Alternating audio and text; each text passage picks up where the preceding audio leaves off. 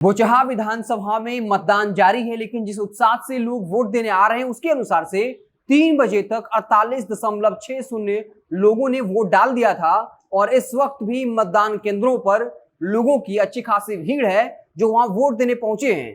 तो ये संभावना जताई जा रही है कि शाम 6 बजे तक जब तक वोट होना है, पिछले साल का रिकॉर्ड टूट सकता है और एक नया रिकॉर्ड बन सकता है। यानी बड़ी संख्या में लोग घरों से बाहर आ रहे हैं और इस वक्त जो है मतदान कर रहे हैं और बोचहा में ये एक नया रिकॉर्ड बन सकता है, क्योंकि 3 बजे तक 48.60% लोगों ने बाकायदा मतदान किया। लेकिन इसी बीच खबर ये है कि बोचहा में एक मतदान सेंटर है जो सफीरुद्दीनपुर हाई स्कूल है, वहां पर एक युवक जो है वो दोबारा वोट करने पहुंचा था, जिसके बाद वहां स्थानीय लोगों ने उस युवक को पकड़ लिया, अफरा तफरी मची। उसके बाद डीएसपी साहब वहां पहुंचे, पूरे मामले को समझा और फिर उस युवक को गिरफ्तार कर लिया। उसके पास से उसकी आईडी कार्ड और जो कागजात थे उसको जो है जब्त कर लिया और उस युवक को हिरासत में ले लिया गया। डीएसपी साहब जो है उससे पूछताछ कर रहे हैं। उस पर यह आरोप लगा है कि वो युवक जो है वहां दोबारा वोट डालने पहुंचा था, जिसके बाद वहां स्थानीय युवकों ने इसका विरोध कर दिया। तो जिस तरीके से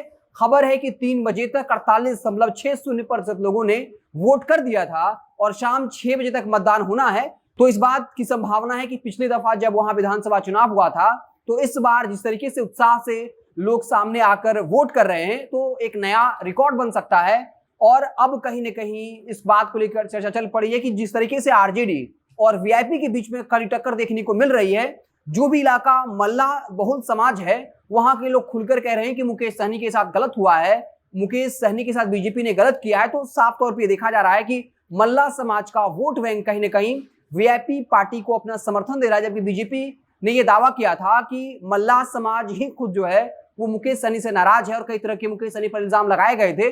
और ठीक उपचुनाव से पहले, यानी आज से ठीक पहले 2-3 दिनों पहले वीआईपी के कई बड़े नेताओं को बीजेपी ने अपने पाले में कर लिया। लेकिन ऐसा लग रहा है कि इस बार जहां बोचहा में चुनाव हो रहा है वहां पर पूरा मामला त्रिकोणीय हो गया है और वीआईपी पार्टी जितनी मजबूती के साथ चुनाव लड़ रही है, जितना वोट लाएगी, इसका साफ तौर पर नुकसान जो है वो आरजेडी को होगा। और अगर यहाँ पर जो है आरजेडी और वीआईपी के बीच में टक्कर जो मुकाबला होता है, वीआईपी अगर अच्छा परफॉर्म करते हैं तो इसका फायदा जो है वो साफ तौर पर बीजेपी को मिल सकता है। जबकि अलग बात है कि बीजेपी के अंदर में जो है बगावत देखने को मिला था जब बीजेपी के प्रदेश अध्यक्ष जायसवाल प्रेस कॉन्फ्रेंस कर रहे थे। बुमियार समाज के लोगों ने भी विरोध किया था बेबी कुमारी को लेकर, उनके पति को लेकर।